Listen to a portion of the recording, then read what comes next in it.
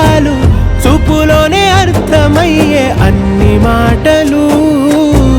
ముందు లేని ఆనవాలు లేనిపోని కారణాలు కొత్త కొత్త ఓనమాలు ఎన్ని మాయలు.